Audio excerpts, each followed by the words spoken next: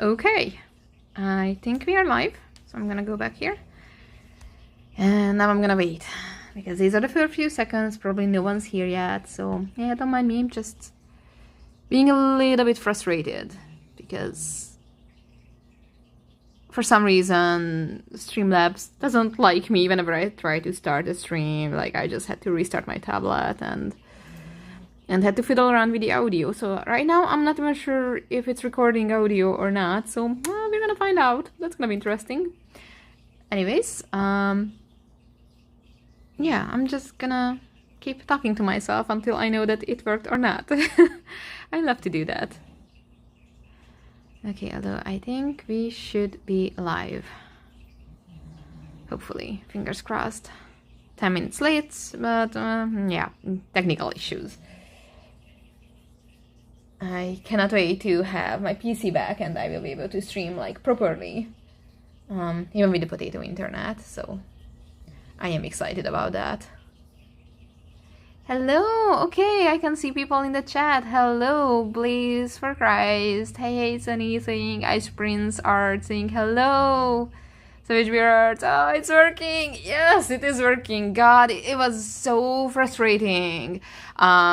I don't know why, but Streamlabs keeps sending me this notification that something is wrong with the audio input device, which is like ridiculous because I'm like literally not using anything, just my tablet, so I'm not even trying to like hook it up with a microphone or anything. So I really don't know what was the issue. So yeah, let me know in the chat if you can hear me, because I'm like still kind of worried because I fiddled around with the settings, so I'm like absolutely not sure if you guys can hear me or not. This wouldn't be the first, so just let me know if you can hear me. Oh, and I should pay attention to my screen, so I think I'm gonna just send a message in the chat too.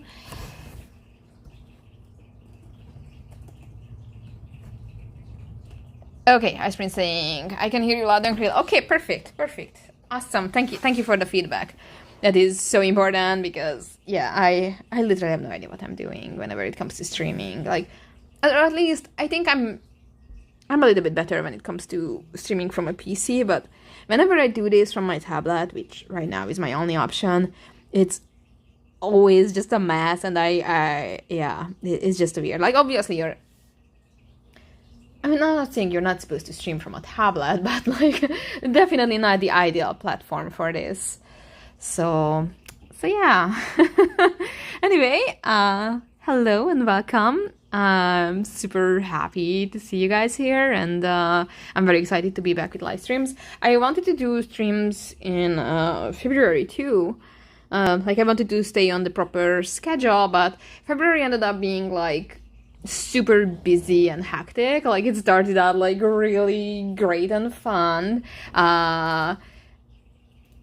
We got married with my lovely wife now, Pagoda. So February had like a wonderful start for us, and then I kind of got sick, and that lasted for a while. So half of February was just me trying to survive.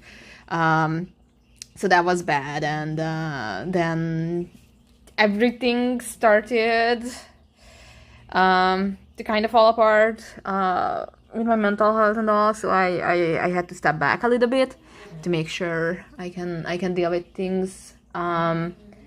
So yeah. But now I'm like super happy to be back and draw super exciting stuff. I mean, not sure if it's exciting for everyone, because I know half of my audience is like here for shonen content, and admittedly lately I haven't really been drawing anything shonen, because I don't think it's my thing anymore that much, and right now I'm just rambling. but yeah, it's been a while, and a lot of things happened, and yeah, I'm just excited to be back on track. So I'm obviously doing this stream now, and I'm hoping to do at least one stream every month, maybe two if I can squeeze them in.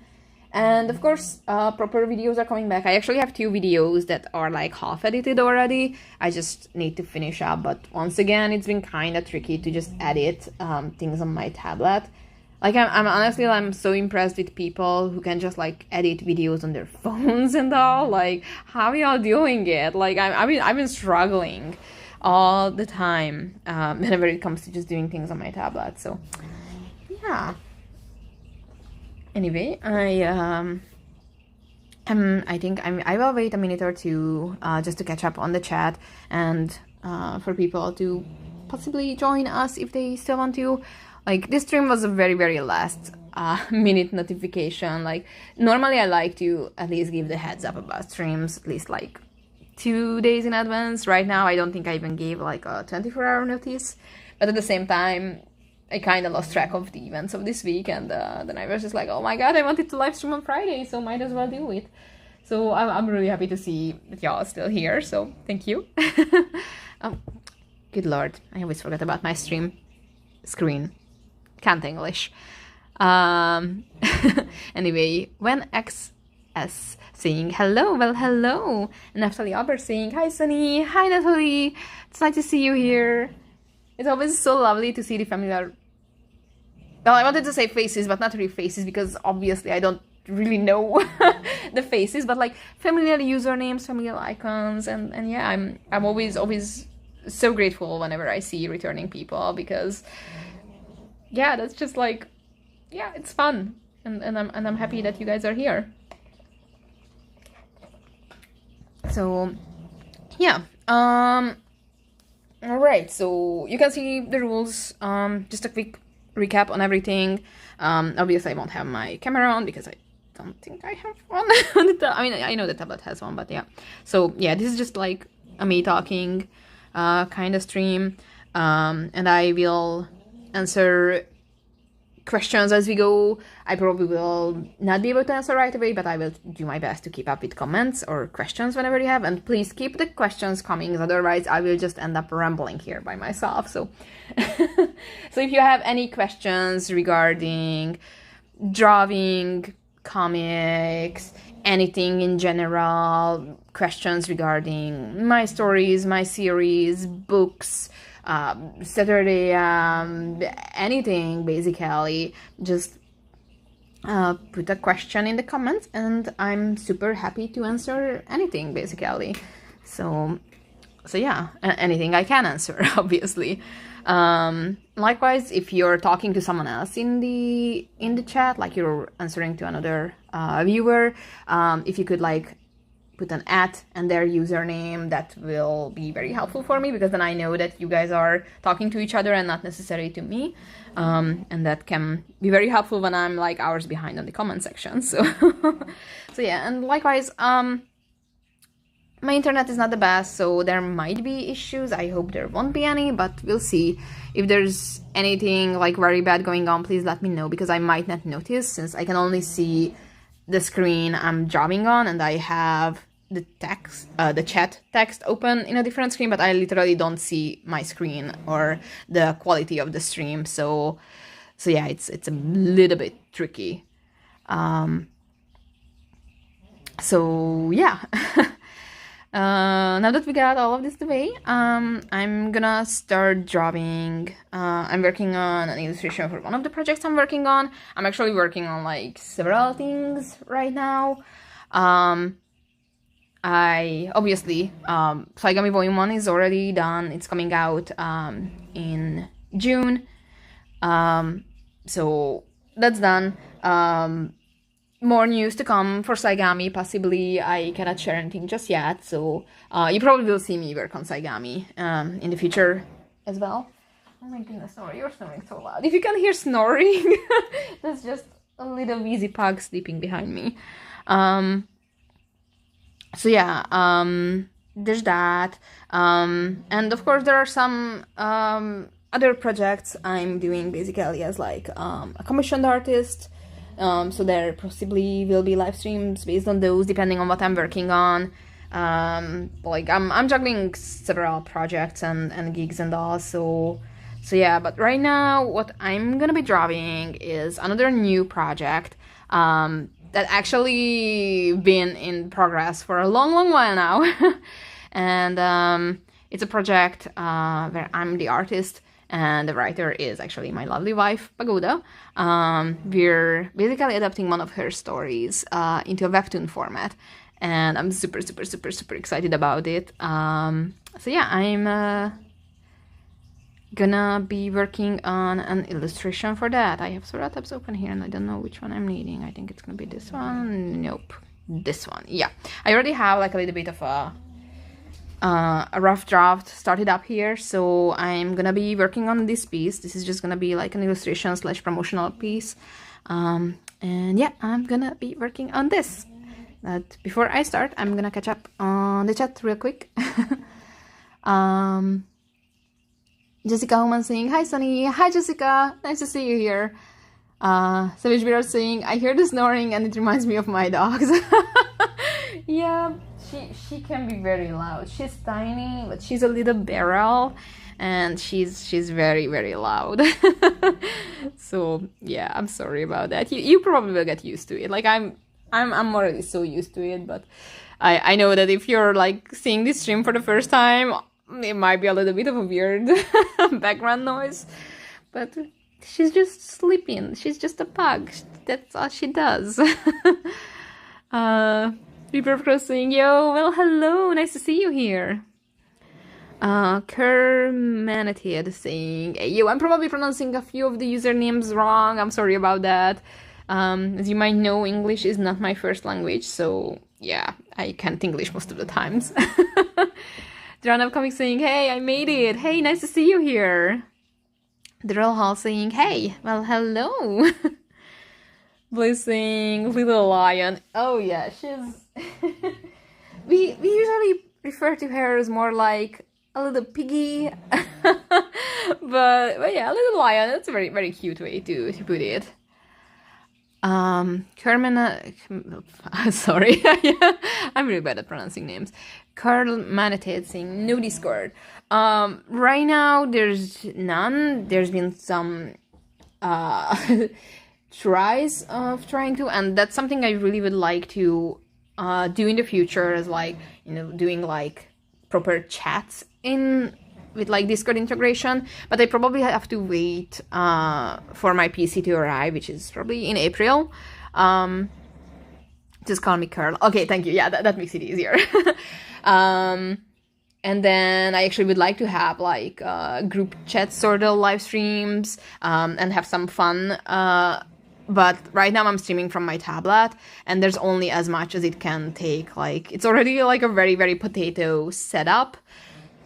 So yeah, I'm hoping that once I have my PC back, which is like a proper, like, strong PC built for streaming and doing art on it at the same time, I will be able to do so much more when it comes to these streams. Well, so much more as my internet can allow, because potato internet.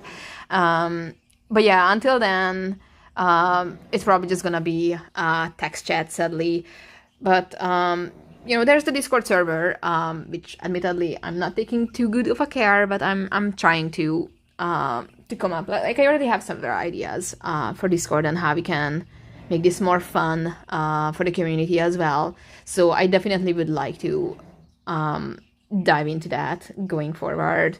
But right now, sadly, this is what my equipment allows me to do. So yeah. Jesus Christ, Nora, you keep getting snoring louder and louder. Anyways, so I'm gonna be working on this illustration. As you can see, I already have like a very rough, sort of somewhat more cleaned up, just base for the characters. So what I'm gonna do now is just create another layer, and I will just go over these sketch lines and try to refine them a bit more. I'm probably gonna lower the opacity on these. And yeah, I'm just gonna sketch around. Crow saying, the snoring is funny though. Well, as long as you enjoy it. It's... yeah. She's just very sleepy. She had a very busy day barking at squirrels and birds and fighting with the kitties. So right now, luckily, all of our pets are sleeping. So that's good for me, because they are very naughty. Naftali Albert, question. How many short one-shot manga did you make before starting to do Saigami? Oh, that's a good question. So, a fun story here. I actually started doing Saigami like very early when I was like 15. And before Saigami, I think I only had 2 attempts at comics, and none of them were actually short stories. Never went more than a chapter longer, actually, but even those stories didn't start out as short stories, because back then, honestly, I didn't even know that short stories were an option. Mind you, this was in 2004, and I only knew like a few manga series like Naruto and whatever was popular back then, and I could get access to Scanlation. So I actually started Saigami, well, at least an early form of Saigami in 2005, and why is my pen not working? Hello, pen, why are you not working? This is up to a great start. Oh, it's working, but for some reason it's white. Okay, so this is working. Why can't I have like an easy start for these streams? Okay, it's working now. I don't know what just happened. So I did several chapters of Saigami, and there were those other very, very early attempts at making stories. And then after I was done with high school, I actually tried to send in Saigami to various publishers. Why isn't it working? This is so weird. Okay, now there it is. So there is something weird about my pen and my screen. Okay, I don't know what's going on. So weird. I never had this issue before. It's working there. It's not working here. It's working. Okay, now it's working. Oh, Jesus Christ. Well, I'm gonna switch pens. And I'm probably just gonna do the sketching with this. So back to the question. Sorry. I sent in Saigami to various publishers in Hungary, my home country. No, it's still not working properly. I don't like that. I wonder if I switch to a different tool, it will work. I don't know if it's like the tool properties or something wrong with the tablet or with my screen. Oh no, there's definitely a lag. And this is why we can't have nice things. I'm trying to figure this out. Meantime, I'm gonna answer that question because I'm gonna answer that question. So then I sent in Saigami to various publishers. But of course they were like, well, we're not gonna publish anything long format from unknown creators. So basically they told me that, well, try your luck with some short stories. And back then my concept with short stories was like, okay, I'm just gonna go for something that's like 3 volumes or something. And then I actually got an editor in Hungary, and he was the one telling me that, well, if you want to do a short story, aim for something that's 30 pages. Why isn't this working? Jesus Christ. I'm sorry, this is gonna be a disaster. The cursor is so weird. I honestly don't know what's happening here. I'm not sure if you can see it. Like, my cursor keeps getting smaller, and whenever it's small, it just doesn't work. And whenever it's the bigger brush size, it's working. What the hell? I don't know what's going on. So it's definitely not the tool, so I can just go back to my usual pen. But I don't know what's going on here. It's gonna be kind of hard to draw like this, but I will do my best. So that's when I first was told to work on a short story that's 30 pages. It was super hard because back then I haven't read any short stories. I only ever read Raymaster. So I was very, very influenced by those. And I literally had no idea how to do a short story. So it took me about a year actually to put together something that was just 30 pages. And I was like super happy. The story was like a mess, but you know, it was my first attempt at a short story. And my editor told me that, okay, now cut it down to 24 pages. And I was suffering. Like, it was so hard for me to cut down a short story even shorter. But then I did it. That was my first published story. It was called Prince, the Boy Who Never Lived. It was a flop. It was bad. Like, it was, I mean, I was young. I barely had any idea what I was doing. It was a very early attempt, but, you know, it was several hundred copies were printed out of it, and I did make some sales, but in the end, you know, it was what it was. It was just a little attempt at publishing a short story with a publisher. And after that, I realized that, well, okay, I will have to do short stories. And it was around that time when I actually got into, like, reading Shonen Jump every week. I really got into Bakuman, where I actually learned more about short stories. And Shonen Jump is usually having a monthly contest for short stories. And back then I was like, oh yeah, I'm gonna try myself out with Shonen Jump, because that was everyone's and their grandmother's dream back then, to be published in Shonen Jump. So I started to research short stories. And I was doing a lot of short stories. Most of them never saw the daylight. Many of them I never even finished up drawing properly.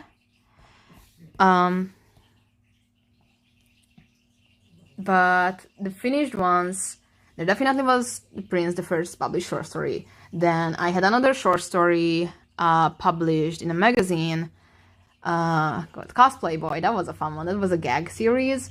Not series, well, just a short story. And later on, we actually had like several short, like yonkama format gigs for that in that magazine until the magazine stopped. And after that, I did a short story called Fake Wish. That was a fun one. I really liked that one. I only ever did that in Hungarian, and I never published it other than on my Hungarian homepage. My pen isn't working again. I don't know what's going on. I'm gonna close some of these tabs because maybe it's just not gonna work like this. Maybe I will have better luck. Or maybe I will just save, and I will try to restart Clip Studio, because clearly there's something very wrong with Clip Studio here. And I'm not sure what is the problem. So yeah, I'm gonna close this and try to restart Clip Studio. I'm sorry about the hiccup. I don't know what is wrong with it. We never had this problem before. But yeah, there was the Fake Wish short story. There was Dreamwalker. Dreamwalker you might have seen on the Saturday M homepage. That was something I did for the Shonen Jump International Contest. I'm gonna try and see if it's working now. Nope, still not working properly. It feels better at least. Okay, let's give it a try. So there was that, and so that's right now 4 finished short stories. And no, do not save. Why isn't it working? I think my tablet is dying on me here. And apart from that, I had like 5 or 6 short stories that I never finished up. They were only in like a phase of like just storyboarding them up or doing character design, sketches, thumbnail storyboards. And then I restarted Saigami in 2013. So yeah, that was 4 finished short stories and several attempts.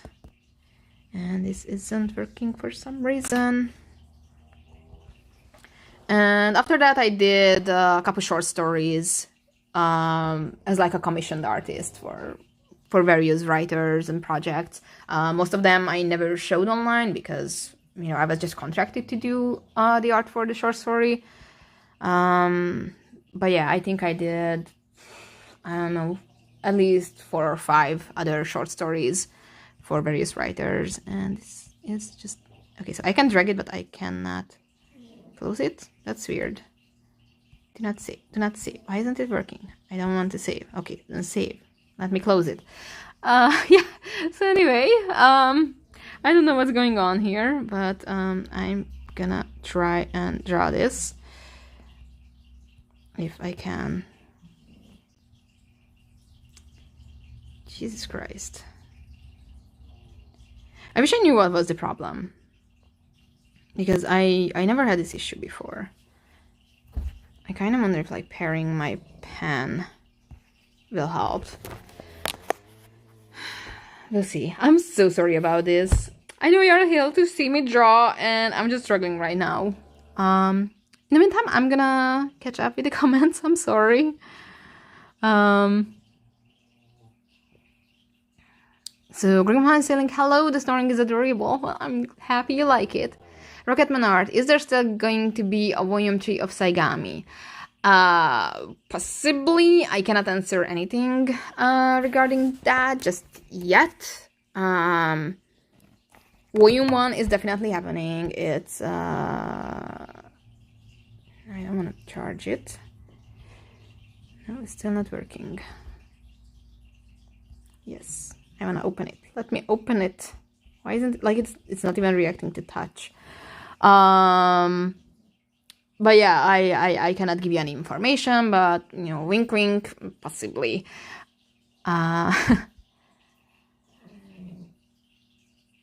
Crossing, I love the base sketch, it's better than mine. Well, it's just kind of rough, but I tried my best to clean it up to make it more interesting. I really wish it wasn't doing this here. I just want to open this artwork. Why isn't it working? Okay, let me close Clip Studio again. I'm so sorry about this. This is not how I planned this stream to go. Cursing, I'll have Twitter or something. Oh, as for me, I do have Twitter. I'm Saigami Project on every platform, including Twitter, so you can find me there. Ashley Fuller saying, hi Sunny, well hello. And Kurt Ritchie, finally getting the Sunny lore. Hello. Nice to see you here. Yeah, my lore is like, yeah. I literally had no idea what I was doing for years, and then I just got lucky. Was at the right place at the right time, and we'll see where that leads me. Curl asking, you stream once a month? It depends. Like, since I'm only getting back on YouTube, I said that like I definitely want at least one stream a month, one video a month, and possibly change them up to be like weekly, that like 1 week it's a video, 1 week it's a live stream, and then so on and so on. And once I have my proper equipment, I can possibly do more. Like, I used to stream 3 times a week when I was really into streaming. But yeah, as you can see right now, I'm having like real bad technical difficulties, and it's not easy to stream that way.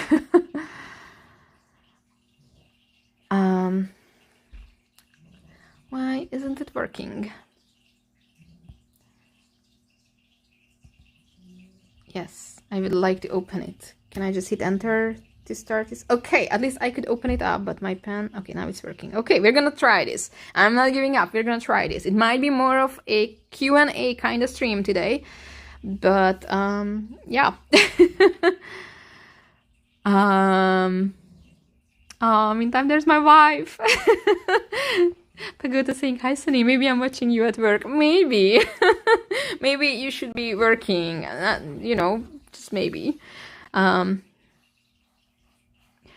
Anyways, Natalie got a question. So how many short one-shots would you recommend to do before doing a long-form manga?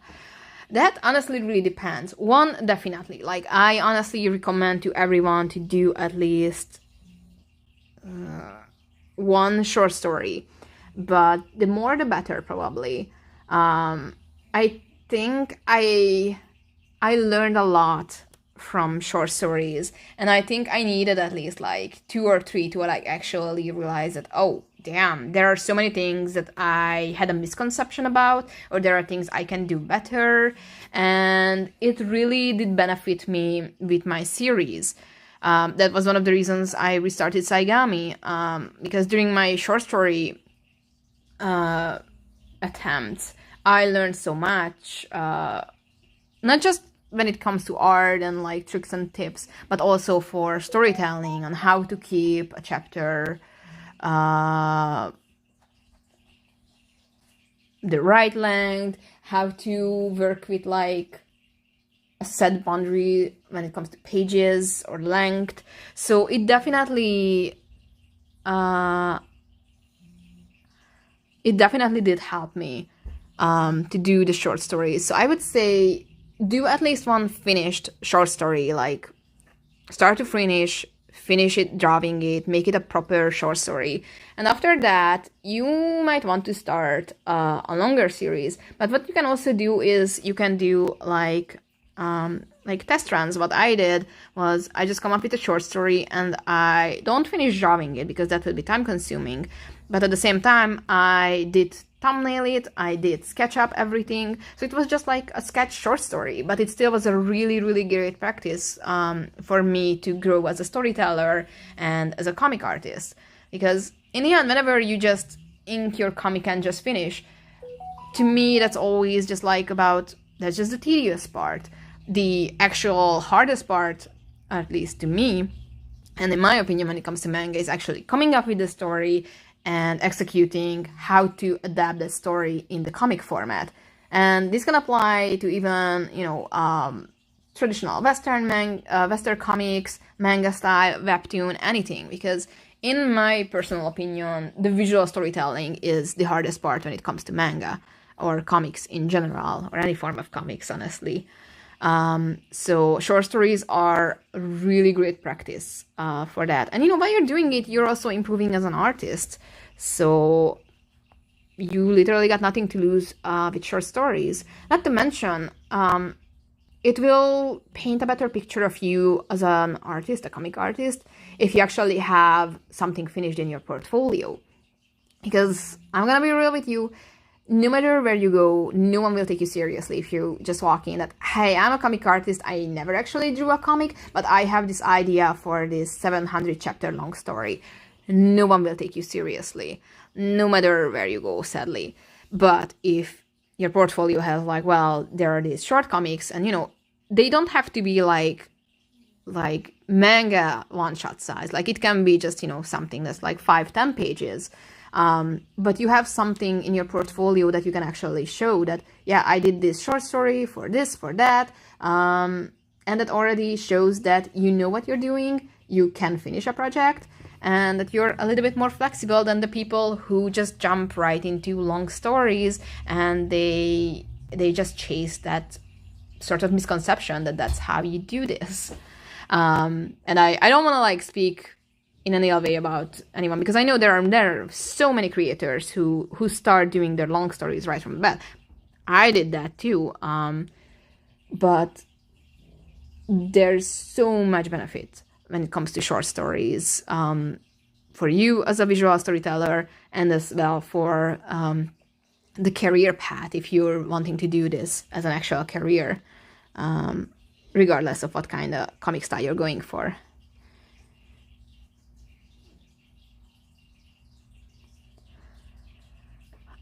So as you were saying, I'm looking for possible troubleshooting for the S-Pen, so far I'm not finding like legit solutions. Yeah, I really don't know what is the problem. Like, it's so weird, and I don't think it's just with the S-Pen, because for example, right now I have a Wacom One pen, which works with the Samsung tablets because it's using the same technology. Like the S-Pen is basically using Wacom technology, and I have a Wacom One pen. And that seems to be working, but even that seems to have problems. So I really, really don't know. The only thing I can think of is that for some reason, my tablet is feeling like, I don't know, overwhelmed by whatever I'm trying to do here. And that's why it's not working. But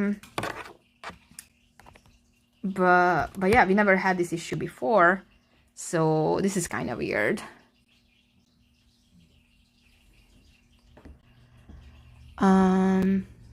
Let's catch up with the comments a little bit while I'm struggling here. Also, I'm probably gonna go for the faces a little bit because that will make it a little bit more interesting. genre of comics, any advice for pitching? Keep it short and simple. Definitely, that is like a big one. If you follow the Saturday and pitching sessions and all that, you might know about the elevator pitch. So imagine this: you're at a convention in a hotel, you name it, wherever. You get into an elevator with, say, I don't know, you name it, Steven Spielberg, or any big name, wherever you want to pitch, and you literally have the amount of time where the elevator takes you from one floor to the next. Let's say you're getting in on the first floor and you're going up to the 7th floor. You have that time. Pitch your idea, sell it. So obviously you want to keep it short, simple, but catchy. One of the basic pitching is that you compare your story with 2 other popular titles, because that can give a general idea without you actually going into any details, any lore. So that is a really simple and easy technique to do. For example, you always hear this at Saturday AM, whenever we compare series in this pitch format. For example, my series Saigami, we usually say that it's like Inuyasha and Legend of Korra, because that gives you a general idea that, oh, what is Inuyasha about? It's a female character getting in another world, and there's magic and fantasy. Okay, what does Korra have? It's got the elemental thingy with the powers, but it also might have like politics. It also has a female lead and also fantasy. So you get the idea that, okay, so this is kind of sort of like another world, fantasy, elemental powers, female, that's kind of story. But of course, whenever you're pitching or sending in an application, you want more. You want to have a short synopsis where you give like a really short summary of your story. Now, what you absolutely want to avoid is when you're sending in a pitch or a summary, you're not trying to give whatever you would give on the back of a book, because there's nothing as annoying when you get a synopsis and it literally tells you nothing. Because so many times you see summaries like, oh, well, I don't know, Bob Smith is an average teenager, but one day his life is changing when he encounters a big change in his life, and oh my god, will he be able to deal with this? And you literally get no information. Like, that's like, so many times you see it on books or comics where the creator or whoever is promoting it just like trying to give you that, like, oh, it's gonna be so epic, but I cannot give you any information. And that's just bullshit. Like give me something that I can put my grasp on, because it can be like, what is this change? Like, there's a huge difference. Like sure, you have an average teenager or main character, yes, we get that, but like, what is this change? What is the event that's happening? Like, that can be a lot of things. Like, that life-changing event can be that, they get a puppy, and from now on they are a happy dog owner, and now their life has changed forever. Or that change can be that there's an alien invasion and now he has to be the savior of the world fighting the aliens or something. So there's like a huge scale, and you don't want to sacrifice the understandability of your story on the altar of, oh, I need it to be mysterious and cool sounding. Because when you're pitching, you want to make sure that whoever you're pitching it to knows what they are getting. So, say we're going with the alien invasion story, you will have to tell in the synopsis that we have Bob Smith, our main character, who is just, your average dweeb living his dweeby life, I don't know, and then there's an alien invasion happening, and okay, what makes this story unique? Let's say he has to use, I don't know, his skills as a hacker or whatever to deal with the invasion, and now he has to just be someone who wasn't before. And this is a terrible story. I wouldn't read it, but yeah. So whenever you're pitching, you want to sell your story and sell yourself. So give the hard facts and dates about your story.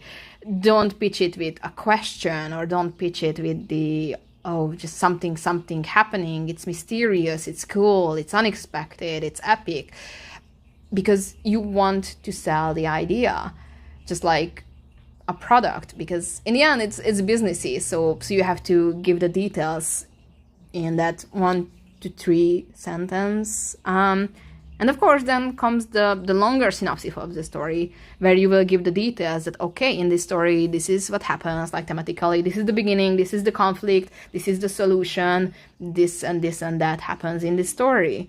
And literally the worst amateuristic mistake you can make is that you're not trying to give anything about your story.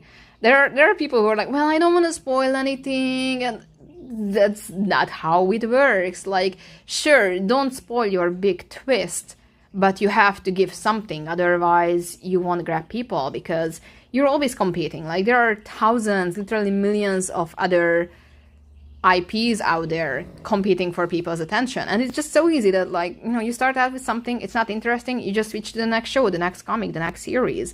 So you have to give something that actually hooks people. So definitely don't be shy with those details. Like, sure, don't give away your big twist, but give something that actually makes your story stand out. Pen's still not working, but I'm trying to at least catch up with the comments. Blue Daisy Inc. Have you watched Ranking of Kings? It's so good. I have not watched it yet. Like, I saw it popping up everywhere, and it looks like super sweet. And I definitely want to give it a try once I have a chance. Why isn't it working?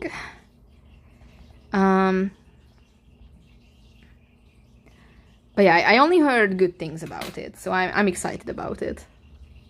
Definitely one of the shows that are on my to be watching list.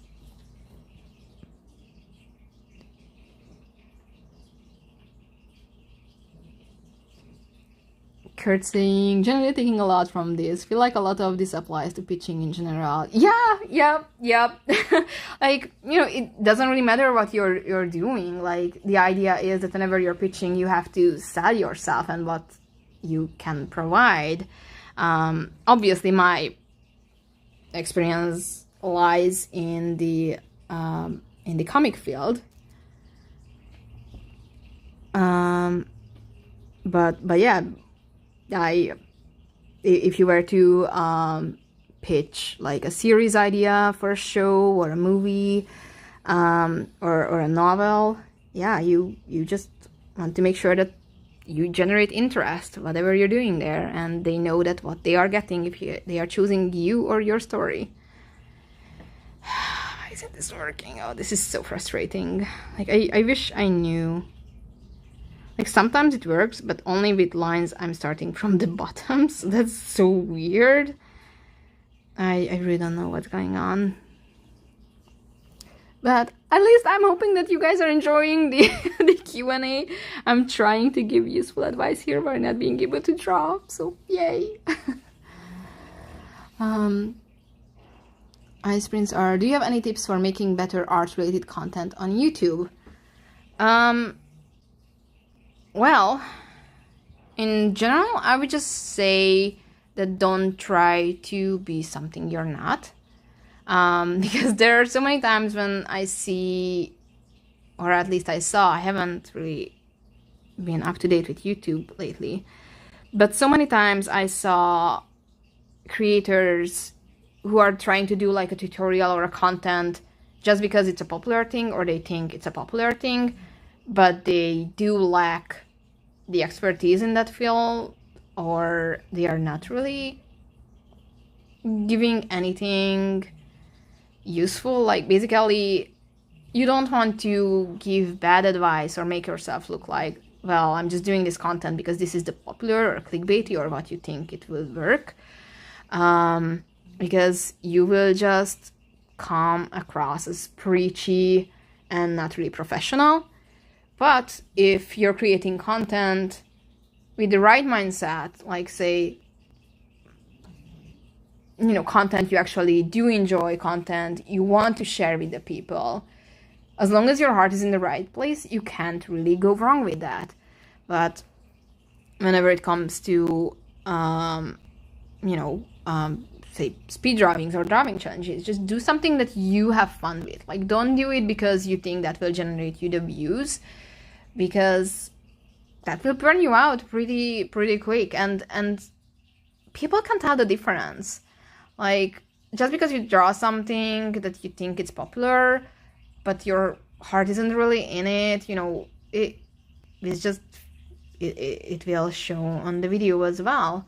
And in my opinion, or at least I always try to create tutorials or content that I think I am confident enough about, and what I think could be also useful. Content that I thought that, damn, I wish I had a tutorial for this when I was just starting out with this. And likewise, if there's something that I don't think I'm good enough at, or I don't think I'm comfortable teaching, then I'm just not gonna make that video, because there are so many things that I myself am still learning about to this day. So you won't see me doing a color theory video, because boy, I still don't understand color theory properly, and maybe it is for a reason. I was always doing black and white artworks, so obviously I won't be doing that. But in the end, I think it just comes down to what do you want to do, and not about like what people think you should trend, or you're falling behind of other creators who are doing these trends or clickbaited things. But in the end, if you're doing honest content, you cannot really go wrong with that. And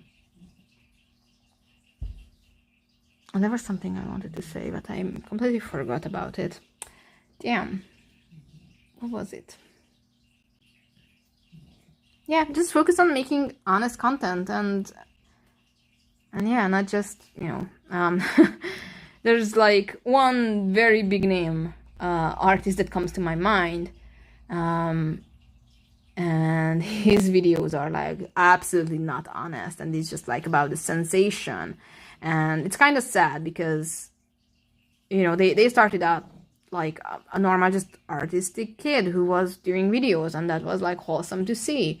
And eventually it just became part of the YouTube machinery. And part of me understands, because in the end, this is also just business. And if you want to do this as a full-time thing, you have to like keep up with various trends or changes in the platform.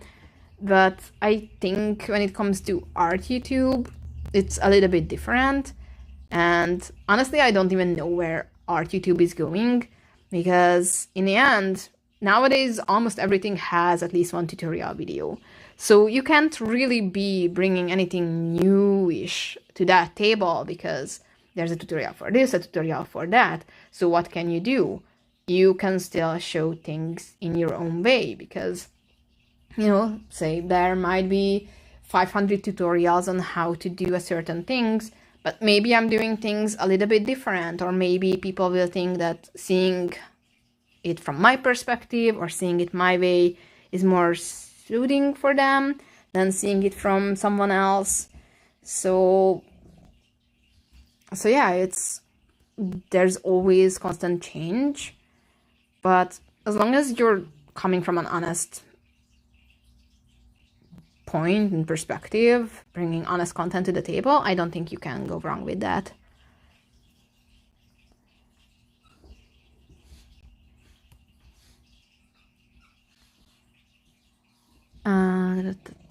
Cruising. Oh my god, yes, this. I don't know what this was for. I'm so behind on the comments.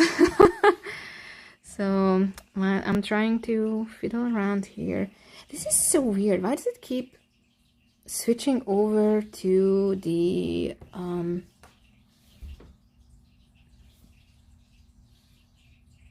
eyedrop tool, and I don't know why.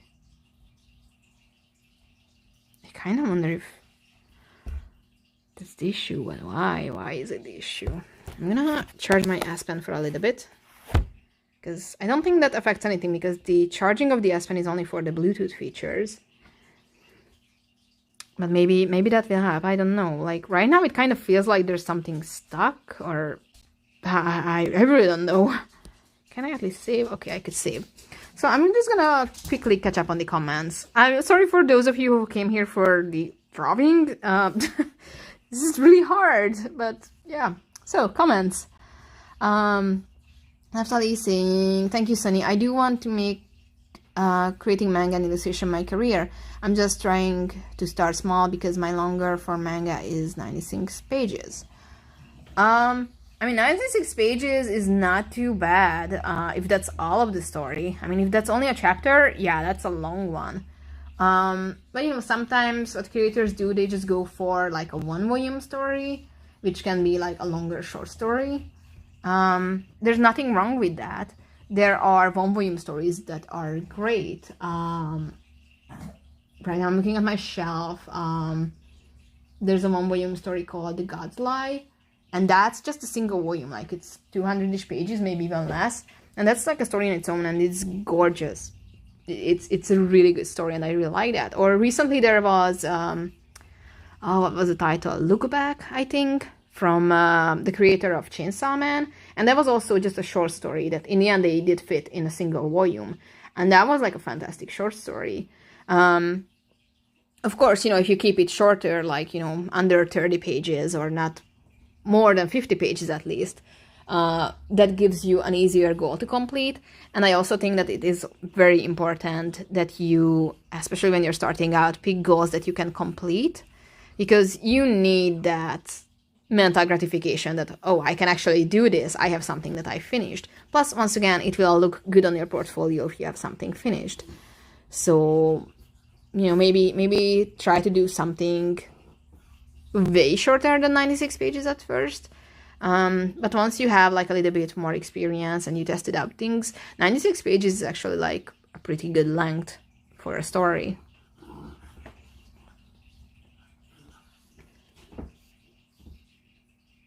Hero to Art saying, I'm learning from one of the most famous artists in Poland. Hashtag name I definitely cannot pronounce.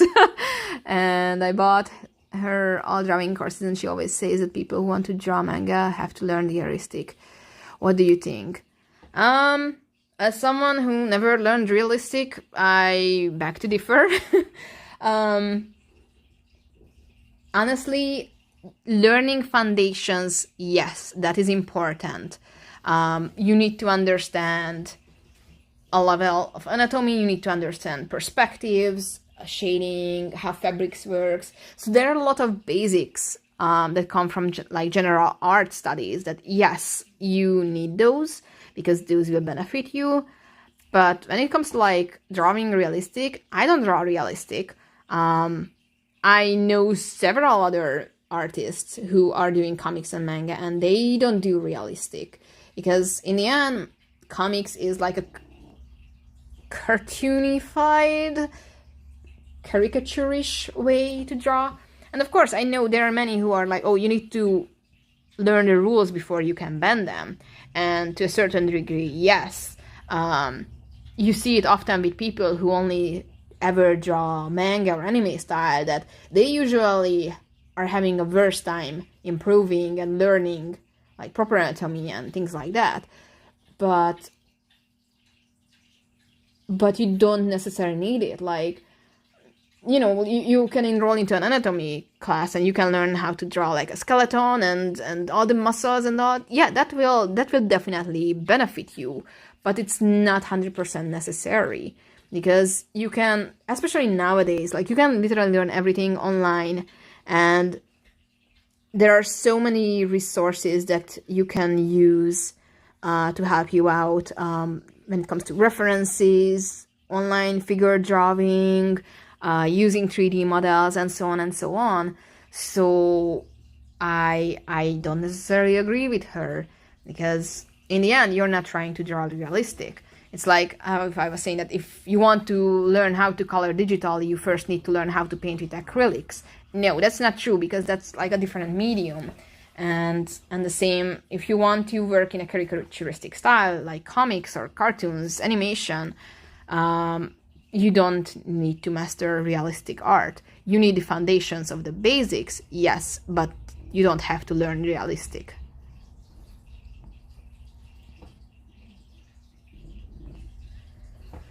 Let's see, comments. Crossing is nice to know more about the comic industry. Well, I'm happy you're enjoying it, because right now that's the only content I can provide, because drawing definitely isn't working. And I still don't know why. At least if I could like draw her other eye, that would be nice.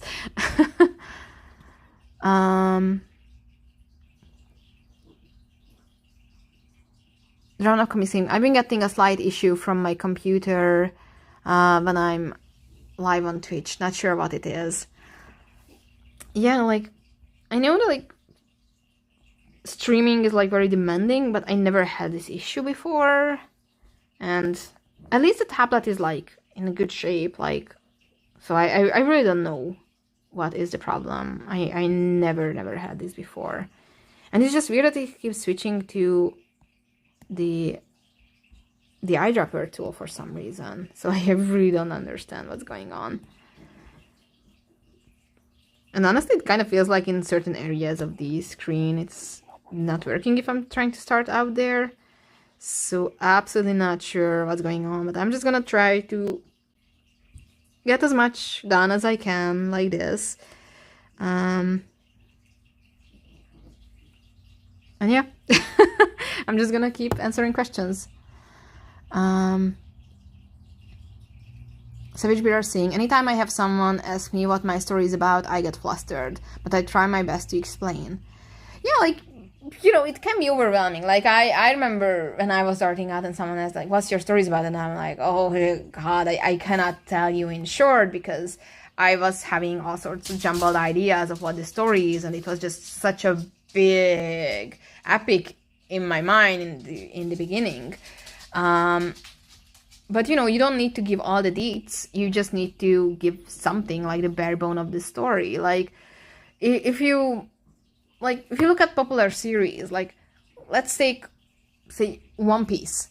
It's a huge story with so many storylines and world building and so many characters and all.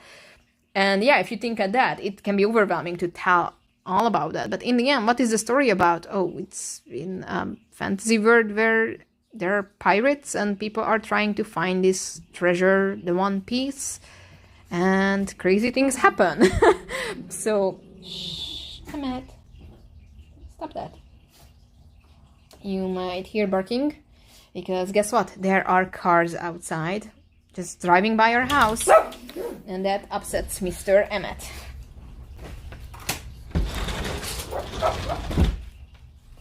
Oh, to be a pug. So yeah, and definitely don't ever be like that. Oh, I cannot tell you what my story is about. Like, there's just nope. Like, that shows incompetence. I'm sorry to say that, but that shows incompetence, because it paints a picture of you that even you don't know what your story is about. You think you know, you're trying to imitate something, but you don't actually know what the bare bone of your story is. So never do that. Let's see if maybe I can draw here. Okay, let's do this. This is gonna work. I'm gonna make this happen. Let's see. Where was I in the comments? Mekabansi Bunny. Oh, I love that username. There are a lot of art YouTubers who repeat the same type of videos. It's boring. Lately, I've been enjoying artists who just draw in real time and don't really talk. Yeah, I think it's kind of hard to stay fresh all the time with artsy content, because, say, you're doing speed drawings all the times. Eventually, that can get boring, especially if, like, the artist is drawing a character you're not familiar with or not really invested in. So it's definitely hard to be an art YouTuber. And, you know, there are people who are trying out new things all the time, but that can, like, alienate their audience a little bit because they might have subscribed for one content and now they are not getting that content. So it's really, really hard to stay on top of everything. But you mentioned that you're just enjoying real-time drawing. I think that is very interesting because one of my best performing videos is that 6-hour-long video where I was just drawing real-time, and there is definitely an audience for that. Especially, I think, in the age of ASMR, people tend to come for that content. Will it fit everyone? No. But I think it's also very important to know that you just can't please everyone. Yeah. I know English words. So don't try to try and please everyone, because there are people who will prefer those kind of videos. There are people who are coming here for fun. There are people who just want to know a certain thing or want a certain tutorial.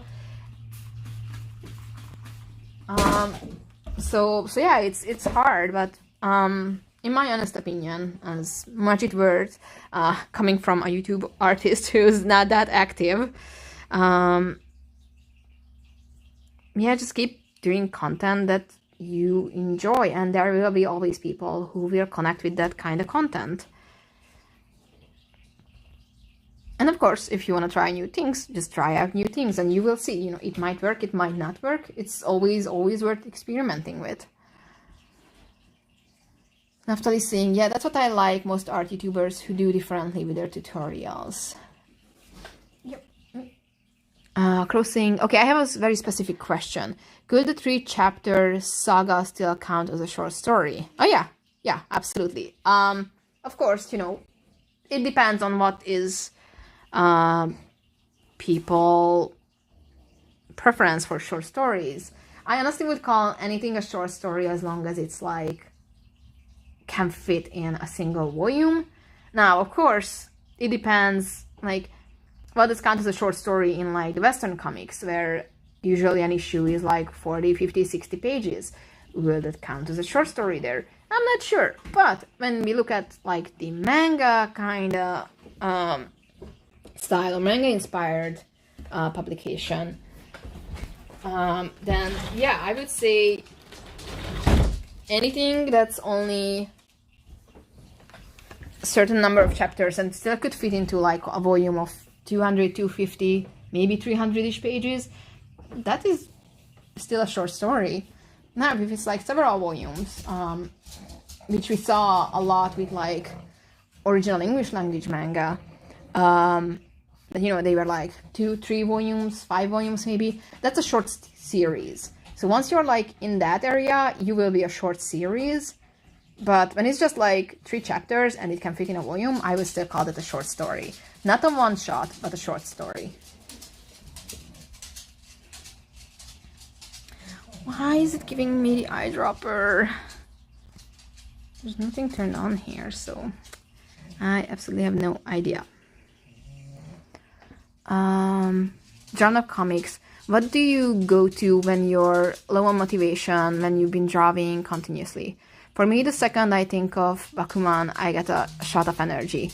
The anime manga made me want to create a story. Oh, yeah. I definitely can relate to that. And there used to be, well, this probably still is. I'm not sure if it's still up on YouTube, probably. There used to be an AMV for Bakuman. The title was Not Just a Dream, and it's like a realistic AMV, like from technical standards as well. And whenever I was feeling low motivation, I usually play that, and it was just like, yeah, okay, I'm gonna do this.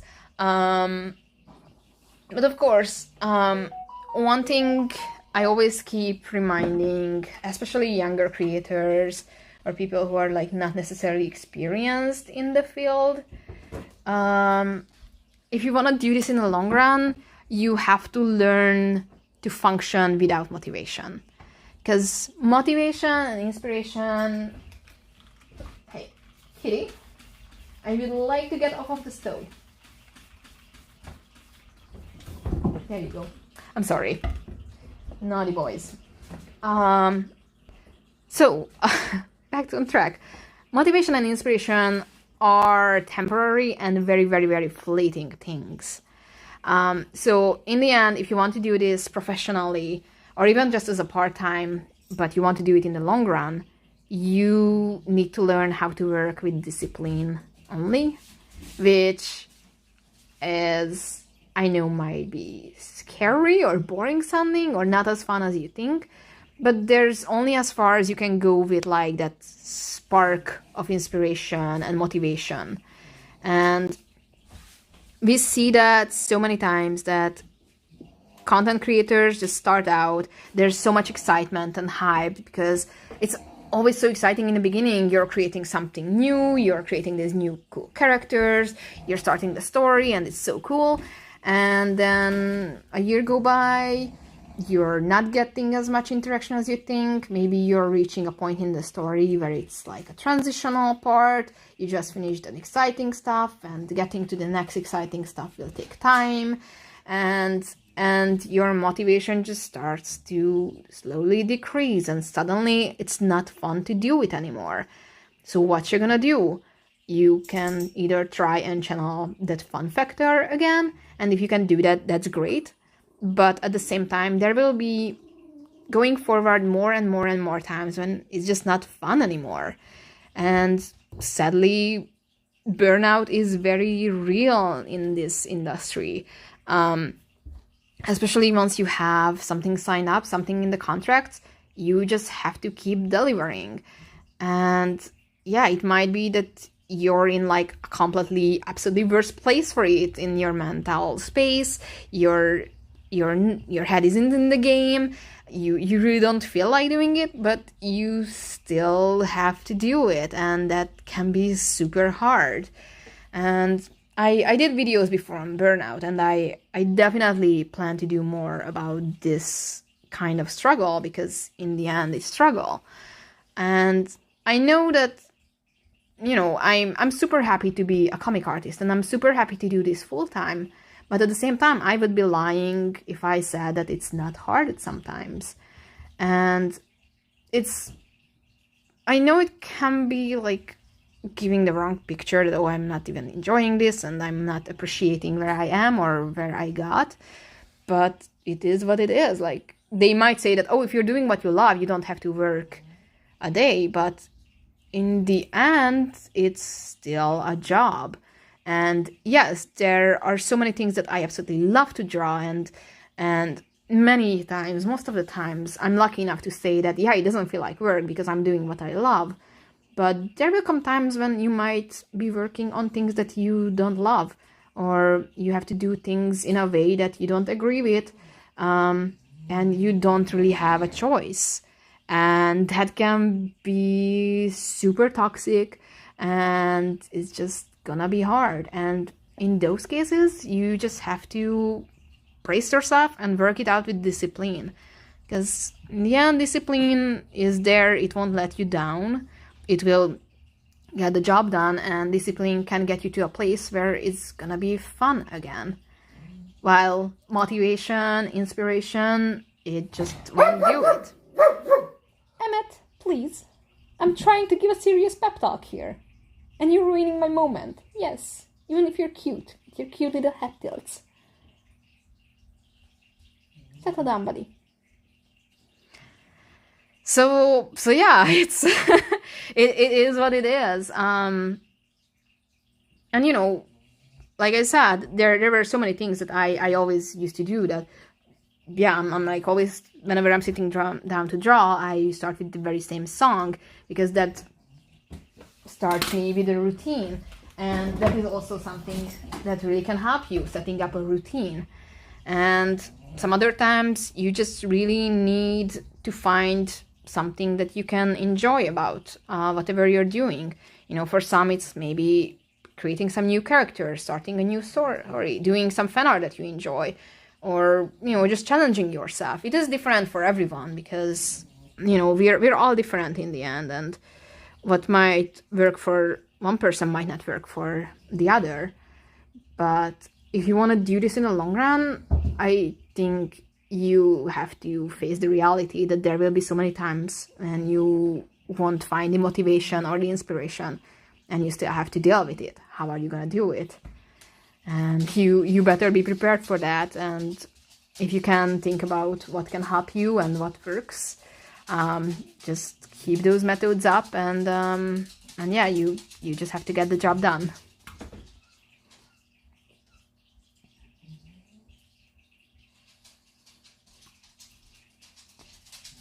Makabansi Bunny saying, don't feel bad about the stream drawing quality, Sunny. I'm just impressed that a tablet can even do a live stream while you're drawing. I don't think that was possible a few years ago.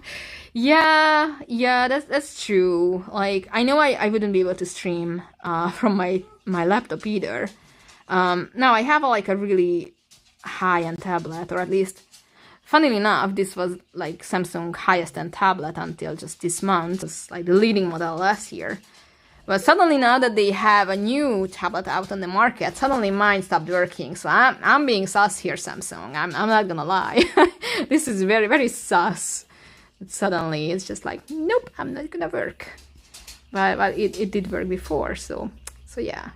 But at the same time, I kind of wonder, because I've been like kind of going hard on this tablet, so I kind of wonder if maybe the memory is starting to get full, and that is slowing it down. Or maybe one of the settings that I had was something that just doesn't work properly for the stream. I don't know, but it is what it is, and I'm really, really grateful for your patience here with me. Kurt saying, any advice on writing compelling dialogue? Not like I'm gonna steal the advice for my videos or anything. For dialogue, you want to make it feel like an actual real life conversation. Like, I personally, whenever I'm a reader, I find it absolutely obnoxious whenever characters are speaking in a way that no one would speak that way. And that's just like bad writing altogether.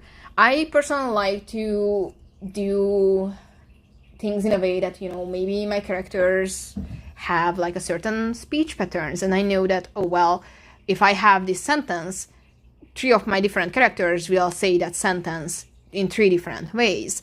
And that is also something super fun to play around with, of how you use words in various contexts and situations, even though it's like the same content.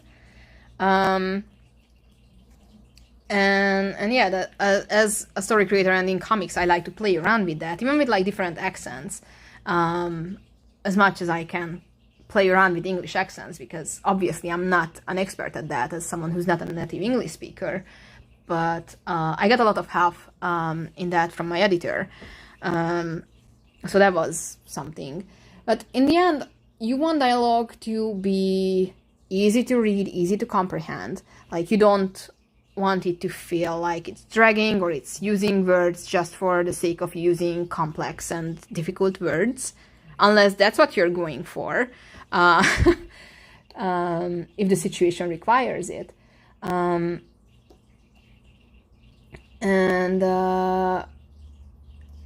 I personally think that keeping it like short and natural is best. Like, you don't want an expo dump on your readers, or a character going in like a long explanation over something that's like not even important. Like, who talks that way? Like, if I'm asking someone that, well, what is that, they are not gonna go into, or possibly, unless they're your grandma, they're probably not gonna go into a long rant that, oh well, that is a house where someone used to live, and then their husband cheated on them, and then this happened, and that happened, and that happened. So you want to avoid just overwhelming your reader or viewer with information, and you want to try to keep it close to like an actual conversation to make it feel fresh and relatable. At least that's how I try to roll with it, because I personally really don't like when characters don't speak like actual people. Like, with some situations it can be fun to play around with that, and sometimes you might want characters to not speak like real people. But in general, I think dialogue is a tool in your hand to give information, but it's also a tool to give your characters or a situation a voice. So you kind of have to find a balance of how you can still provide information, but also not making it to an info dump. So it's not easy, and I would lie if I said that I'm an expert in the field, but I would like to think that I know what I'm doing when it comes to comics, at least.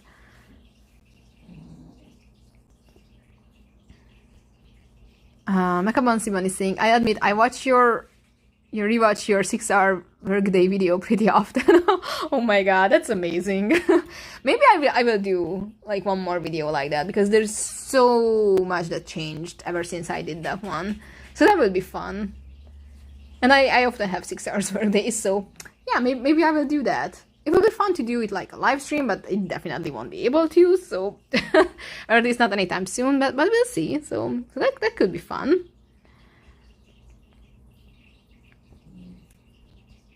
Will I be able to draw hair here? Let me draw hair. I want to draw hair. Let me draw hair. Come on. Why is it switching tools? What the hell is going on? This is so weird. So freaking weird. Oh, there we go. I can draw hair. Woohoo! But come on, I can draw hair. Magic Art saying, yo, Sunny. Well, hello. Nice to see you here. Savage Bear saying, I think I found something about the pen issue under preferences, then under the tablet section. Swap between the WinTab and tablet PC setting. Oh, I'm streaming on a Samsung tablet, so there's no WinTab involved. It's just Samsung. So I'm not sure. Like I know that Windows Ink and those things could interfere whenever you're streaming from like a PC or a laptop, but like here there's literally not much for settings. At least if I try to go to settings, let's see if I can find something for the S Pen.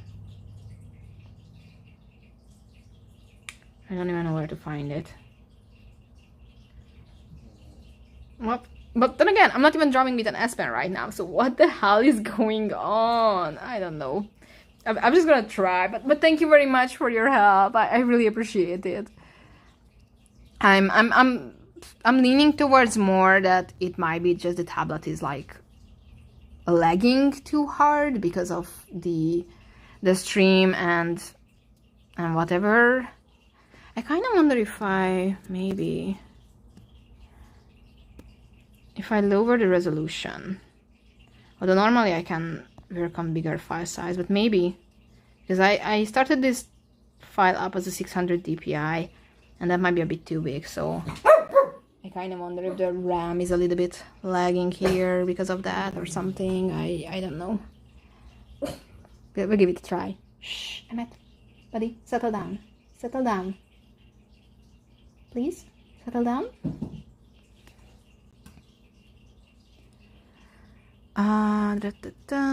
Magic saying, story tips from you are easy to understand. You explained that really well. Oh, thank you. I'm glad you think that, because I'm trying my best, but I know I can be very rambly. but hopefully I'm hoping that I can help. Let's see if it's a hand tool now. Jesus Christ. No, I don't want a hand tool. I just want to draw. Let me draw.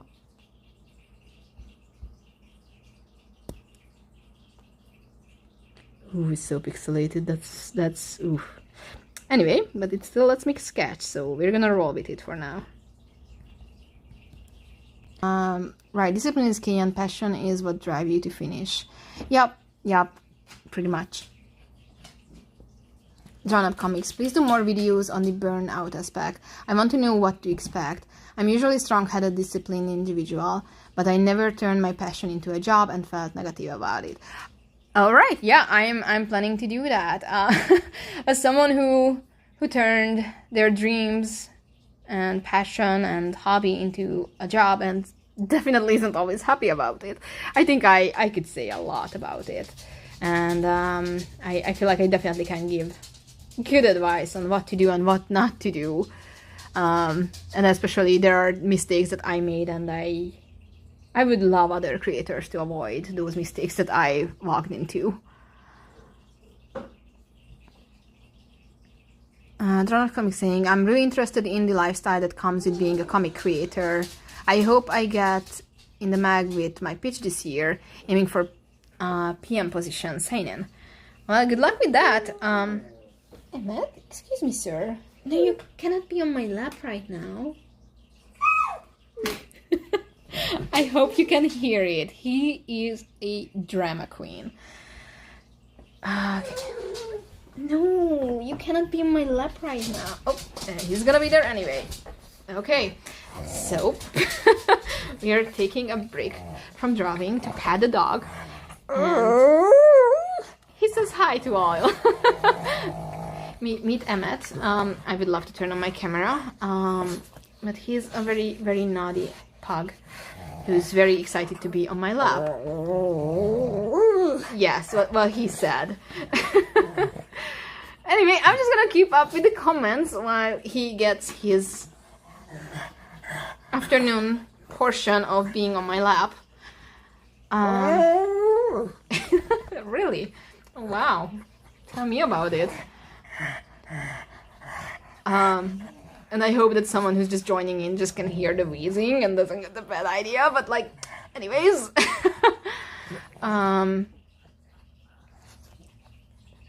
Ashley Fuller saying, well said, I'm working on my manga on the side, but I'm feeling burnout from my non-art day job. I'm thinking about pursuing graphic design, mainly work from home job. Yeah, funnily enough, whenever I was working full-time next to drawing, I always felt like it's easier to find a passion and the motivation for drawing, because I definitely wanted to quit my day job and just focus on drawing. But it kind of can change once you're actually doing art as a full-time, especially when you're freelancing like me, and you have to be your own boss in many situations. It can be hard. So I definitely would love to make more videos about that and just share my experiences and ideas and advice and all. Because yeah, it can be kind of like a double-edged sword. Sometimes art can get you through a burnout, and sometimes art or doing art with the not the right mindset can lead to burnout. So yeah, I think it's a very, very interesting topic that I definitely would love to explore more on this channel. Hero to Art saying, one more question. When I learn all things to draw on higher level, it may take a lot of time, but when I want to make money from this, when can I quit my job and drawing on my own? This is hard when you make good money from your work, but at the same time you hate this work. Well, when to quit your job highly, highly, highly depends on your life situation. Because what you want to make sure is that your livelihood is safe. So just because you land a contract or just because you get your first bigger payout from a comic job, it doesn't mean it sets you up for a living as well. You need to have like a good support system, because here's the thing about freelancing. When you're freelancing, and now it depends on where you live. I have experience with Europe and America. But say, when you're freelancing, you won't have, say, health insurance, and you won't have access to many things that might come with a job. So you have to take care of that. Now, what happens if you, say, injure your hand or injure your back, or there's anything happening that leads to you not being able to draw for, say, a few weeks or even months? What you're gonna do then? So you want to make sure that you have a safety net and that you have a good support system in case something fails. Because unless you land like something that's like super, super long term, which usually isn't the case, normally publishers or studios won't sign contracts longer than just a few years. Sometimes maybe it's just for a project. Sometimes you're hired on as just a contracted artist, so you're only doing certain tasks, and beyond that, they want nothing to do with you. So most of the times, just because you have like one series or something published or a gig somewhere, it doesn't mean that you can make a full-time living out of it, unless you say you live with family, be it parents or maybe a spouse or a partner that can secure your livelihood. It is very dangerous to make that first step, because in the end, being a freelancer is not always steady. It is what it is. Sometimes you will have a lot of gigs coming in. So first and foremost, you want to set up a system that can be a good system for you. For example, setting up passive income sources can definitely help. And next to that, you want to make sure that you're making enough active income that can secure your health insurance, your taxes, and maybe even have enough to put aside for future plans. For example, right now, I'm in a situation where I have a good support system. I live with my wife, so there are a lot of things that I don't need to worry about because we have our own place, and I don't need to pay rent and things like that. She's working a full-time job, so we have a safety net. If I was living alone, I might not be able to do that, or at least not in certain countries. It would be different in Hungary, where money takes you farther because, like a monthly salary in my home country is like $400. So I easily could be living like a queen in Hungary if I was there on the money I'm making from art right now. But in different countries, especially the more west you go, it's getting harder because there's so much more you can take care of. So I'm always trying to make sure that I have various passive incomes, which once again are not necessarily a certain thing, because there will be months where, say, I can sell like a bunch of, say, t-shirt designs or whatever I have on my various sites like Redbubble or Etsy or those things, and sometimes those are good income sources, but it's not something that I can count on. What I can rely on is my active income, which means I'm doing gigs, I'm doing commissions, I'm doing stuff that will actually bring in money actively, and I know that if I get this done, it will bring in money. So you want to make sure that you have all of this coming together, and definitely don't do it just because you get a single good job, because in the end, sadly, comics isn't really that lucrative.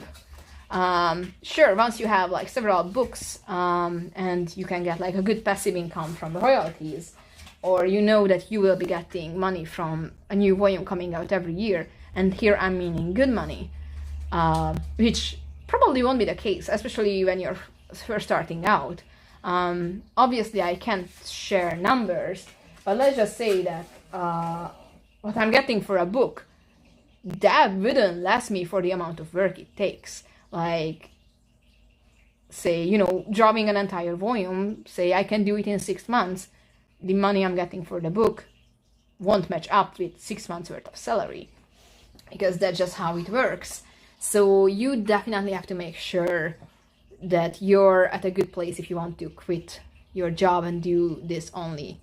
Or make sure that you have a safety net of a support system. Say, you talk to your parents, loved ones, you name it, depending on your situation. If they say that, okay, yes, you can live with us, you don't have to pay rent, don't worry about the bills and things like that, we just support you, that's great. And honestly, I think many artists start out like that they have a good support system, because it's very hard to just up and quit your job and do this as a full-time freelancing. It's possible, I'm not saying it's not, but I also want to make sure that no one makes an immature decision that can hurt you in the long run. So yeah, but I definitely want to make a proper detailed videos about this, reflecting on both Europe and the Americas, because I definitely have experience in both continent. Okay, Emmett, how about we go down now? Yes. No. Come on. Yes. Good boy. Okay, now I'm covered in puck hair, but this is a good opportunity to try and draw again if my tablet allows.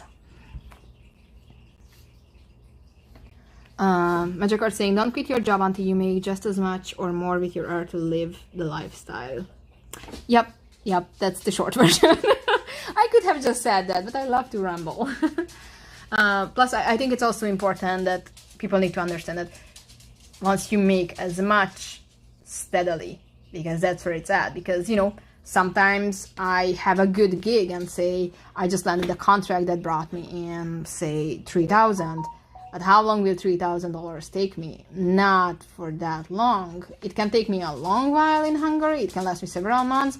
But what happens when that is out? That won't be a steady income. So what can I do now? So yeah, it's not easy, sadly. And like I said, sadly, comics aren't as lucrative. So definitely always focus on having multiple irons in a fire. Multiple income sources, passive and active alike, and yeah, make sure you're safe.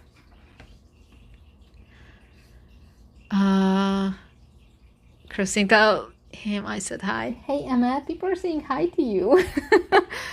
Mekabansi Man is saying pugs are the best. Every sound is exactly the sound my pug made. Oh, you have a pug? I had no idea. Oh, yeah, he's a very vocal pug. Crow saying, art is about the glory, not the fortune. Me, an artist on a budget. Yeah, and sometimes there isn't much glory in it. I think that's also why it's very important to make sure that you do love what you're doing. Because if you don't love it, you don't enjoy it, and you're not making good money out of it, then maybe this isn't what you're supposed to be doing. And I'm not saying this to be like a Debbie Downer, but like, you know, doing comics is not necessarily meant for everyone. And I think that's completely okay, that sometimes people realize that maybe this isn't for them. And I know many artists who did quit comics and instead they turned into something. They are still like in the artsy field, or sometimes maybe they are not, but you know, there are people who will do tattoos or they will do other design work and it's better money, they are happier with it. So you don't necessarily have to be mindset on comics unless it's really your passion and you see it years and years after that, yeah, this is actually what I want to do. And along the way you will be questioning yourself many times. It was just last year where I was absolutely questioning if this is what I want to do, and it made me realize certain things, which was kind of funny because my dream was all along, I wanna make manga, I wanna get my books in bookstores, and suddenly that dream is coming too, so why am I not happy? And that made me think through things and see several things in a different light, and I'm acting out on that now, and that's why I'm in like this very exciting new phase of my artistic career, and I'm excited where this is taking me. So yeah. Also, speaking of books, Saigami Volume 1 is up for pre-order. So if you want to support me, hello. You can pre-order Saigami Volume 1 as well as other Saturday AM books. I would show pictures, but I'm afraid to open anything else in this drawing software because it's already crashing like hardcore, so... And right now I can draw, so that's nice. Nope, I just jinxed it. Well, I really don't know what's going on here. Devin O saying, what in your opinion makes a good plot twist if you do one, and on your opinion, when is it most appropriate? A good plot twist is that has a good build-up. So you don't want to make a plot twist just for the sake of making a plot twist. You want something that was there all along, because that will have such a higher impact. Even if maybe your readers can figure it out and maybe they might be sus and can see it coming, that just means that it's good writing. A plot twist isn't necessarily something that you don't see coming. A plot twist is something that is justified. And yeah, of course, most of the times when we think about a plot twist, we think that, holy shit, I did not see that coming. And those can be amazing. And there are many, many series or shows, movies, books where I think of and damn, that took me by surprise. I never saw that coming. But when you look back at it, oh my god, all the signs were there. I just did not connect the dots. And that's how you do a good plot twist. That everything is there to build up for that moment. And then you do it. Where is it happening in the story? That's highly up to the story. Some stories have plot twists early on. Of course, early plot twists probably won't have a good build-up, but at the same time, I don't think plot twist is necessarily something that can only happen in the end. Some stories, yes, they need a plot twist in the very end, and maybe that's what the story is building up to. For example, right now, one of the examples I can think of is Shutter Island. Incredible movie. I can only recommend if you haven't seen it yet. That was a movie, I'm not gonna spoil anything, but everything was right in front of you and it was building up to that last scene when it happens. And God, I'm still getting like goosebumps if I'm thinking about that. But that was like the kind of story that I wouldn't say the whole story was building up for that plot twist, but that was the point of the story, kinda. So that was an incredible story. But in some cases, the plot twist will happen early on, and some cases there are more and more plot twists, which can be also just giving information. We see that in shows many times, especially when you have a story where your narrator is unreliable or you're getting the story from different perspectives. Think of Game of Thrones or The Wilds. We get lots of plot twists as we go. And some you see coming, some you don't. And sometimes it can be a twist because you got the story from a different perspective. So yeah, I think there's an art for plot twist, but my biggest advice is that if you do a plot twist, plan properly. There's need to be a plot to twist properly, so to speak, and never do a plot twist that just feels cheap just for the sake of doing a plot twist, because that's just cheap writing. Basically, a bad plot twist is like a clickbait. If I want to modernize it in that light, yeah, it's so certain stories will just do that, and I personally think, objectively think that it's it's just bad writing. So you definitely have to plan for a plot twist. Sometimes you might be able to look back at the story and think that, oh well, there's this thread or storyline that I can put a little twist on. And you can play around with it later, even if it's something you haven't planned from the very beginning. But usually a good plot twist is planned from the beginning.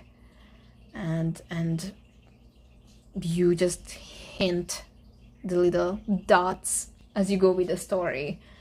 And yeah, it's not necessarily about the shock value, so don't worry about that. Oh, well, I don't want anyone to figure it out. That's not necessarily the best plot twist that no one can figure out.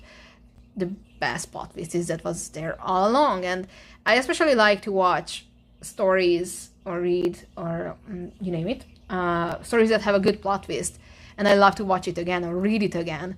And the second, third, fourth time, you're actually noticing that, oh my god, it was all in front of me all along and I still did not see it coming. And I think that's just chef's kiss writing. And I personally, whenever I'm planning plot twist, that's what I aspire to do. It's not easy, but that's what I aspire to do. Ashley Fuller's asking, have you seen a new Batman movie? Not yet. I really, really would like to see it. and hopefully I will be able to. But I'm really interested in it. I loved the oh my god, the name is escaping me. The Batman trilogy, with Christian Bale. I love those Batman movies.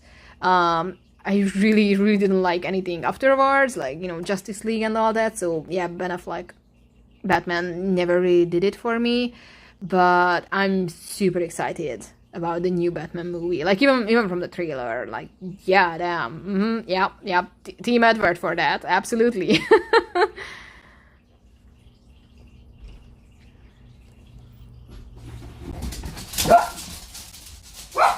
Well, there go the pugs.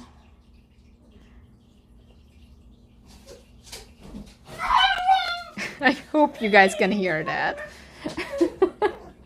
That's two very excited pugs.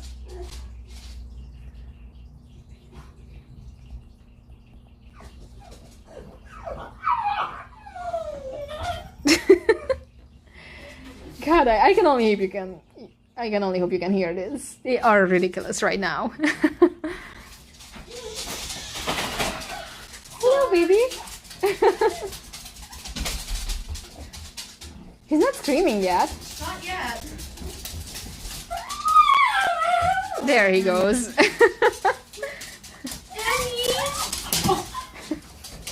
Well, as you can hear, my wife is home and the pugs are very excited about it. Yes, they are.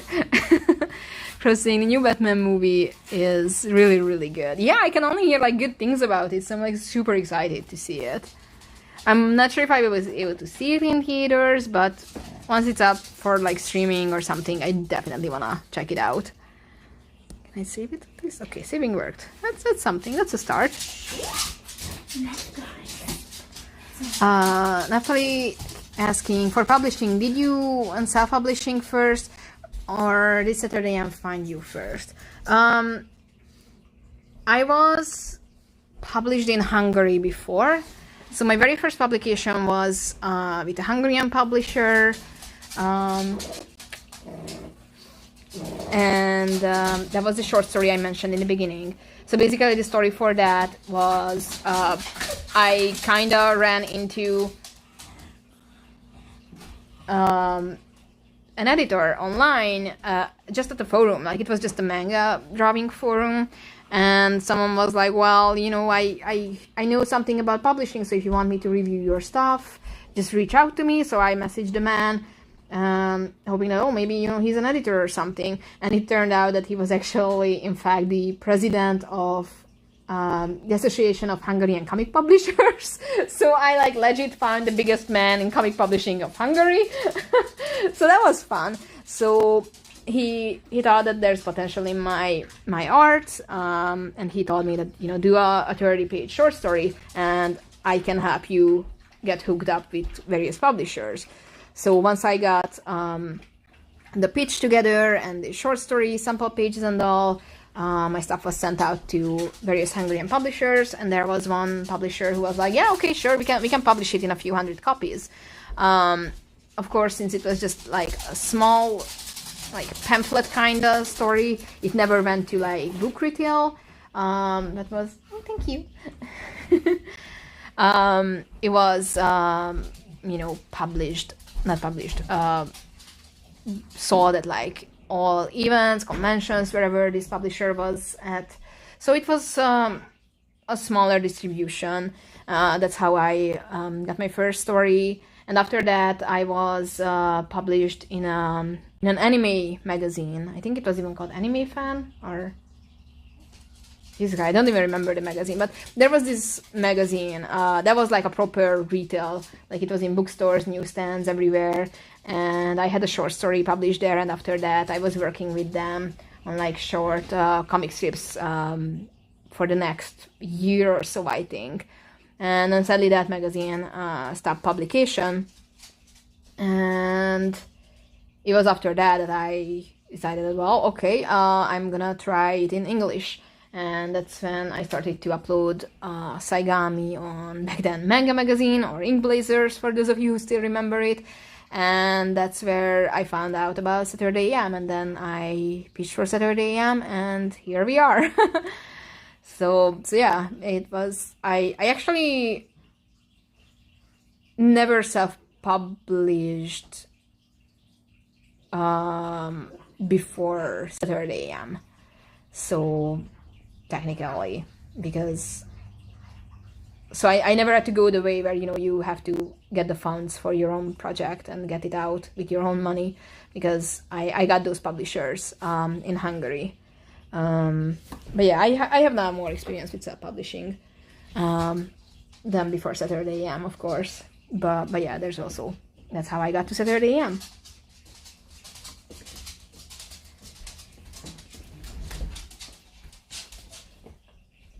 And my pen still isn't working.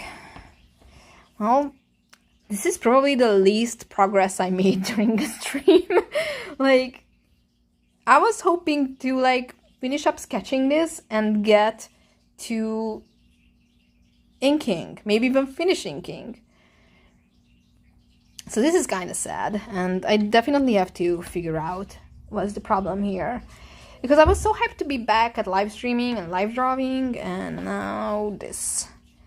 So definitely we'll have to figure this out. Hey, Jasper, get down, get down. Cats are obsessed with the stove today, so yeah. So yeah, I think since drawing still isn't working, I probably will wrap up the stream soonish, or at least the drawing part. So if you have any questions that you would want me to answer, put it down in the comments below, and I can still answer them before we wrap things up. But sadly, the drawing part, I don't think I can do more of this, because it's more frustrating than appealing at this point, and I'm very sad about that. Crossing, sorry you having stream problems. Maybe it will be less, but next time. Yeah, I'm hoping so. I mean, we had like what, 2-3 streams before, and it worked perfectly. So I'm really not sure. I definitely will try to like empty my tablet a bit more, so there's like less stuff on it, because that's other thing I can think of. And yeah, we'll give it a try next time, because I definitely would love to do more streams. Because yeah, there's plenty of content I'm drawing right now, so there will be a lot of stream-worthy things.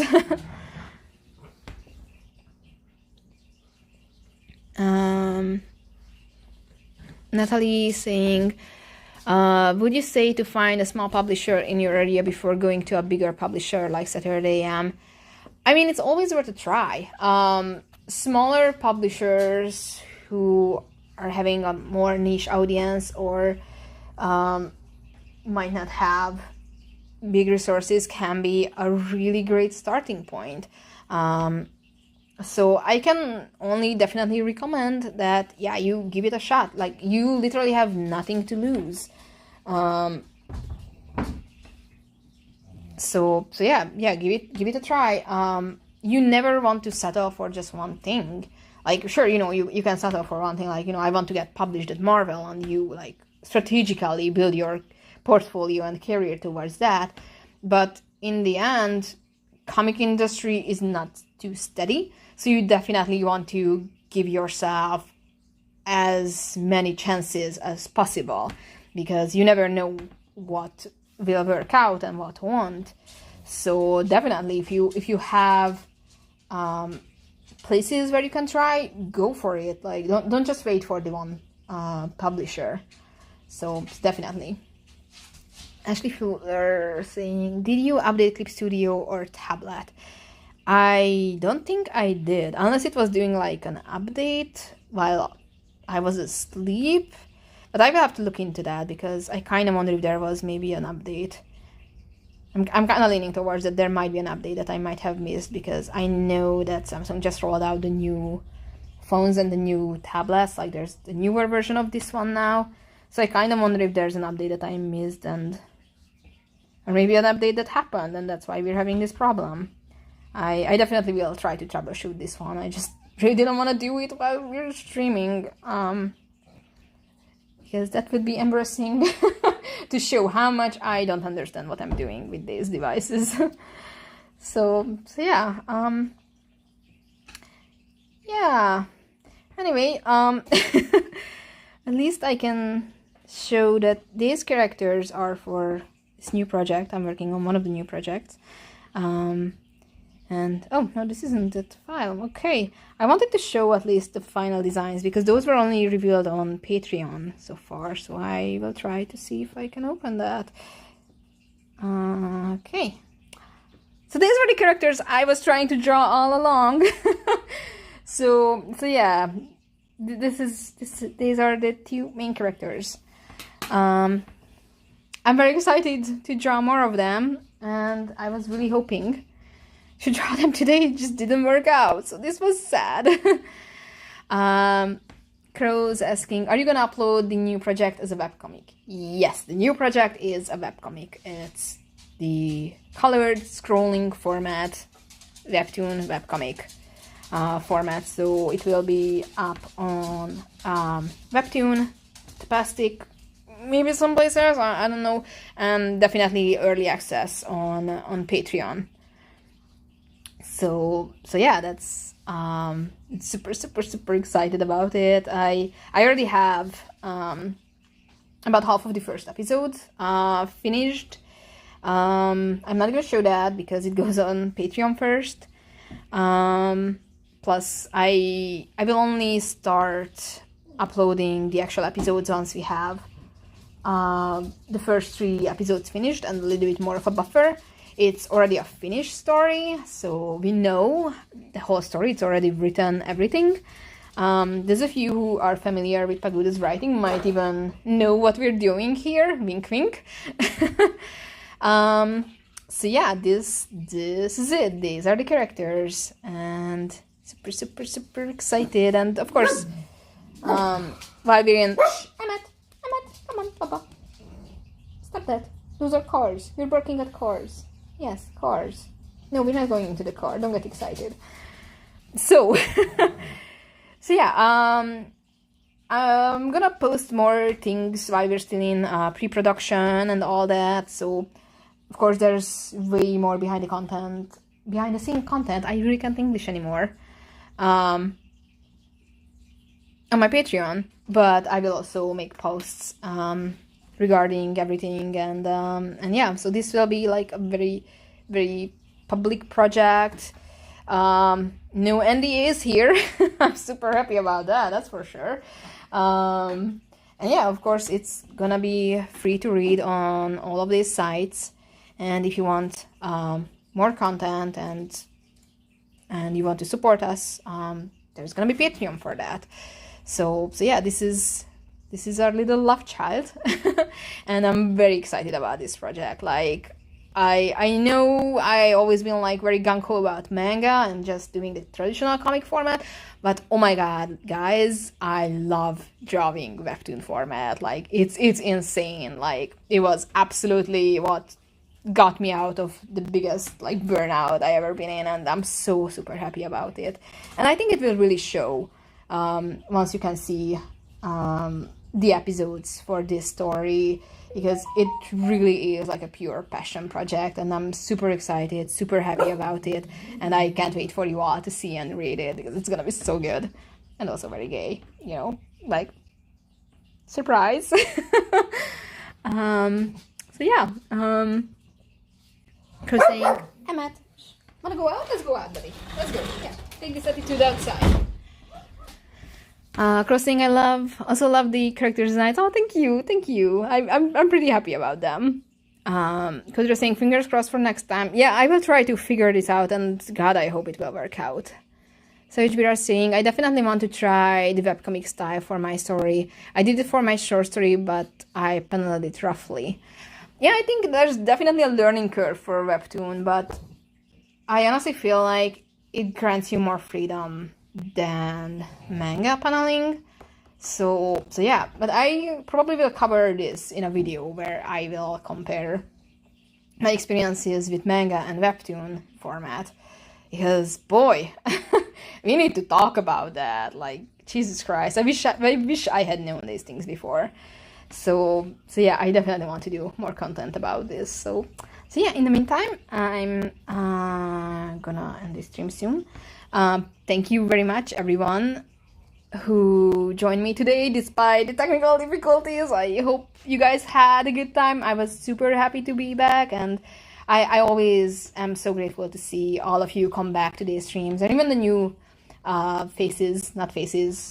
icons, names, new people here. I'm super happy about it, and thank you very much for joining me. Coder is saying, I'm glad this project is bringing you such joy. Oh, it does. Like, oh my god, I'm so happy about it, and yeah, I'm so excited. So yeah, there's definitely gonna be more content coming to the channel, new videos, new streams, hopefully working streams. And in the meantime, you can find me on social media. I'm Saigami Project everywhere. You can join our barely alive Discord server for connecting more with people here, because I think most of you are in Discord as well, and I try to be more active with Discord too. And yeah, in the meantime, if you want to support my works, Patreon and pre-ordering Saigami Volume 1 Rockport Edition is definitely where you can help me. So thank you very much for joining me today, and I hope to see you next time without any difficulties, and I will announce the time of the next stream soonish on social media and on Discord as well. So yeah, thank you very much for joining me today. Keep on drawing or creating and do whatever makes you happy. See you later. Bye bye.